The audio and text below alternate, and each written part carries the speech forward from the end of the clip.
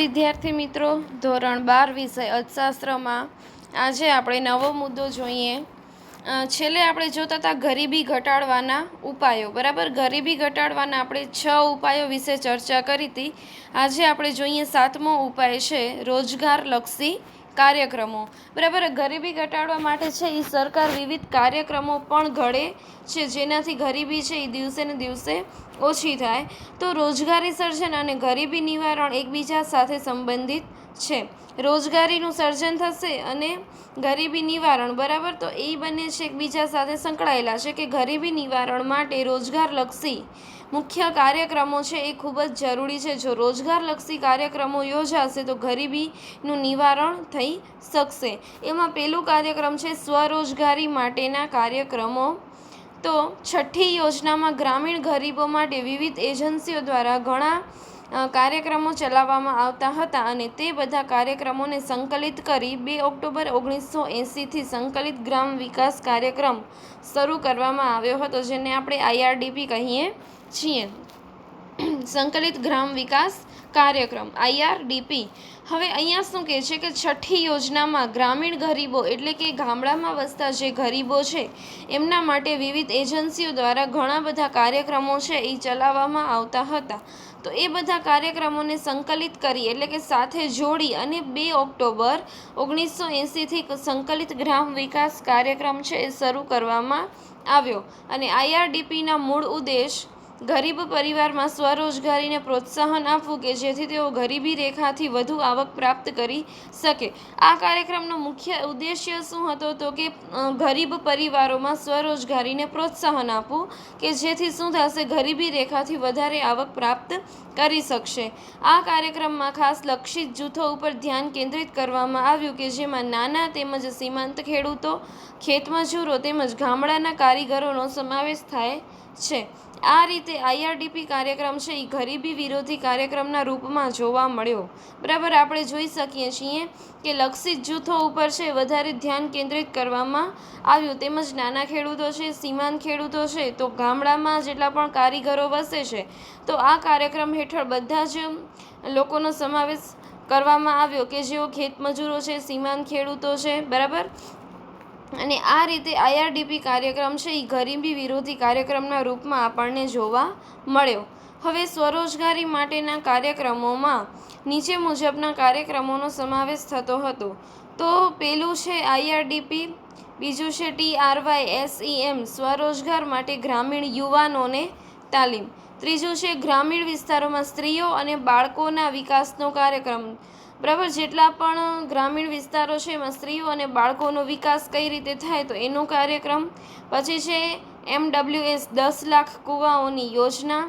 પછી છે SITRA ગ્રામીણ કારીગરો માટે સુધારેલી ટૂલકીટ પૂરી પાડવી. અને છઠ્ઠું છે ગંગા કલ્યાણ યોજના. 1 એપ્રિલ 1999થી IRDP અને તેની સાથે સંકળાયેલી અન્ય યોજનાઓને ભેગી કરી તેને સ્વર્ણ જયંતિ ગ્રામ સ્વરોજગાર યોજના નામ આપવામાં આવ્યું. ક્યારે તો કે 1 એપ્રિલ 1999થી IRDP અને તેની સાથે સંકળાયેલી જેટલી પણ અન્ય યોજનાઓ છે એ બધાને એકસાથે ભેગી કરી અને એને એક નામ આપવામાં આવ્યું, સ્વર્ણ જયંતિ ગ્રામ સ્વરોજગાર યોજના. તો આ યોજનાઓમાં ગામડામાં ટચુકડા ઉદ્યોગોનો વિકાસ સાથે સ્વસહાય જૂથોને પણ માળખાકીય મદદ મળે. માળખાકીય એટલે કે પ્રાથમિક જરૂરિયાતની જે વસ્તુઓ હોય તો એની મદદ મળે, ટેકનોલોજી, ધિરાણ, ઉત્પાદિત વસ્તુઓના બજાર માટેની સુવિધા. તો ગ્રામીણ ગરીબોને છે એ આ સ્વરોજગાર આ કાર્યક્રમ હેઠળ છે એ પૂરું પાડવામાં આવે છે. બીજો કાર્યક્રમ છે વેતન રોજગારી કાર્યક્રમો. તો કે આ કાર્યક્રમો ગરીબી નાબૂદી માટેની વ્યવસ્થાનો એક ભાગ છે જે બહુઆયામી ઉદ્દેશો ધરાવે છે. બહુઆયામી એટલે કે એનો ઉદ્દેશ એક જ ન હોય, બરાબર, એકમાત્ર ગરીબી ઘટાડવાનો જ ઉદ્દેશ ન હોય, પરંતુ એનો ઉદ્દેશ વધારે હોય. બહુઆયામી એટલે કે એક કરતાં વધારે ઉદ્દેશો. તો વેતન રોજગારી માટેના કાર્યક્રમોનું લક્ષ્યાંક તેવા ગરીબો હતા જેમની પાસે તેમના ભૌતિક શ્રમ સિવાય કોઈ આવકનું સાધન ન હતું. આ કાર્યક્રમોમાં ફક્ત ખેતી સિવાયના મોસમોમાં સ્વરોજગારી પૂરી નથી પાડતી, પરંતુ પૂર, દુષ્કાળ, અછત અને અન્ય કુદરતી આફતો દરમિયાન રોજગારી પૂરી પાડે છે. બરાબર, હવે આપણે જોઈએ છીએ કે આપણે અહીંયા જે ખેડૂતો બરાબર આપણું જે મોસમ છે એ મોસમી બરાબર કે આપણે જ્યારે વરસાદ પણ છે એ આપણે અહીંયા અનિશ્ચિત જોવા મળે છે. તો ખેતી સિવાયના મોસમમાં પણ સ્વરોજગારી પૂરી પાડવાનો આનો ઉદ્દેશ હતો. તો કે પૂર છે, દુષ્કાળ, અછત, અન્ય કુદરતી આફતો, તો એ દરમિયાન રોજગારી પૂરી પાડે છે. આ કાર્યક્રમો હેઠળ ગામડાઓને માળખાકીય સેવાઓનો વિકાસ કરવામાં આવે છે. જેટલા પણ ગામડામાં લોકો વસે છે તો એ લોકોને પાયાની સુવિધા મળી રહે અથવા તો આંતરમાળખાકીય સુવિધાઓ મળી રહે તો એનો વિકાસ કરવાનો, તેમજ શ્રમિકોને યોગ્ય વેતન પ્રાપ્ત થાય તેવા પ્રયાસો થયા છે. શ્રમિકોને યોગ્ય કામ બદલ વેતન મળી રહે.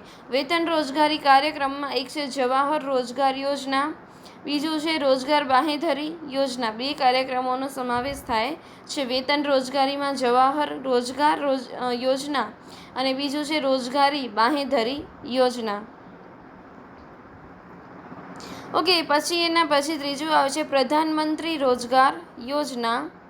1990ના દાયકામાં સંગઠિત ક્ષેત્રોમાં રોજગારી વૃદ્ધિ સ્થગિત થઈ ગઈ હતી તેમજ જાહેર ક્ષેત્રની વૃદ્ધિ નકારાત્મક રહી હતી. બીજી તરફ બેરોજગારી દરમાં ઝડપથી વધારો થઈ રહ્યો હતો. આ પરિસ્થિતિમાં સ્વરોજગાર માટે પ્રધાનમંત્રી રોજગાર યોજના છે એ શરૂ કરવામાં આવી, જેનો મુખ્ય હેતુ હતો કે શિક્ષિત લોકોને મદદ કરી સ્વરોજગાર માટે સહાયો સ્થાપવા મદદ કરવાનો છે. કે જે લોકો શિક્ષિત છે બરાબર, શિક્ષિત બેરોજગાર છે એ લોકોને મદદ કરી અને રોજગાર મળી રહે. ચોથું છે રાષ્ટ્રીય ગ્રામીણ રોજગાર બાંહેધરી કાનૂન નરેગા.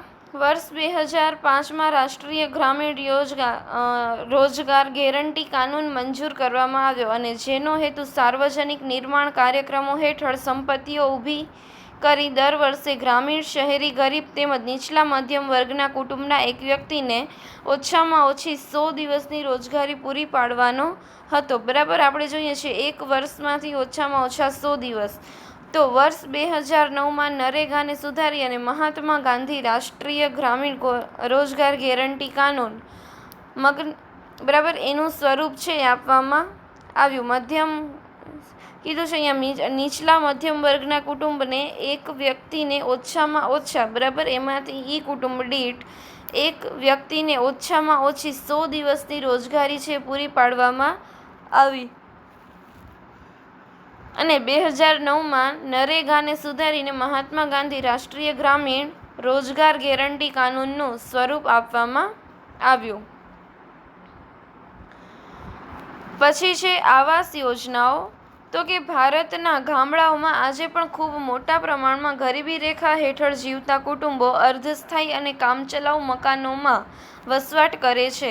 આપણે જોઈએ છીએ કે ભારતના ગામડાઓમાં કે જે ખૂબ મોટા પ્રમાણમાં ગરીબી રેખા હેઠળ જે કુટુંબો જીવે છે તો એ લોકો કેવા મકાનમાં રહે છે? અર્ધસ્થાયી અથવા તો કામચલાઉ મકાનોમાં. બરાબર, જે કેવા મકાનો હોય કે જ્યાં બાંધકામનું કાર્ય ચાલુ હોય અને એ લોકો ત્યાં વસવાટ કરતા હોય તો એને આપણે કહીશું અર્ધસ્થાયી અથવા તો કામચલાઉ.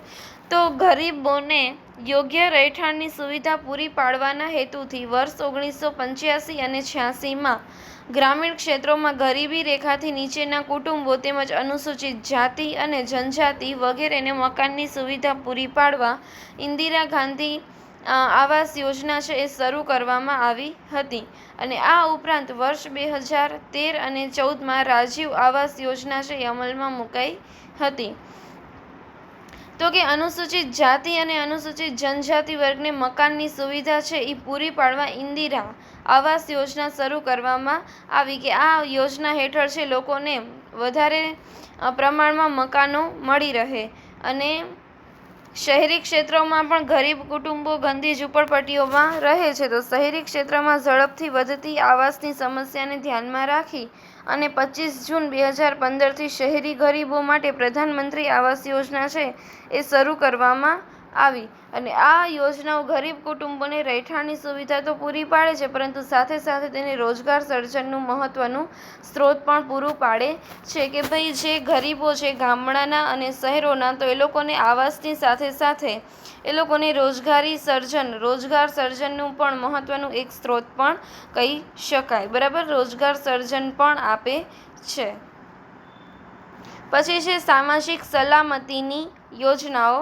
તો કે ભારતમાં ગરીબીને ઘટાડવાની વ્યૂહરચના માટે ભાગરૂપે વિવિધ સામાજિક સલામતીની યોજનાઓ છે એ શરૂ કરવામાં આવી છે અને અસંગઠિત ક્ષેત્રના જેટલા પણ કામદારો છે એ લોકોને 9 મે 2015થી અટલ પેન્શન યોજના બરાબર APY અટલ પેન્શન યોજના શરૂ કરવામાં અથવા તો અમલમાં આવી અને આ સાથે પ્રધાનમંત્રી સુરક્ષા યોજના હેઠળ 18થી 70 વર્ષની ઉંમરના વ્યક્તિઓને 12ના નજીવા પ્રીમિયમે 2 લાખનો અકસ્માત વીમો તેમજ વાર્ષિક 330ના પ્રીમિયમે 2 લાખનો જીવન વીમો આપતી જીવન જ્યોતિ વીમા યોજના છે એ શરૂ કરાઈ છે.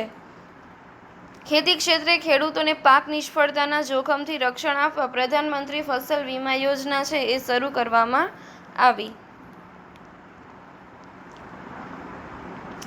10મું છે જનધન યોજના. નાણાકીય સમાવેશીકરણ દ્વારા ગરીબીના મૂળમાં ઘા કરવા માટેની મહત્વાકાંક્ષી યોજના એટલે પ્રધાનમંત્રી જનધન યોજના.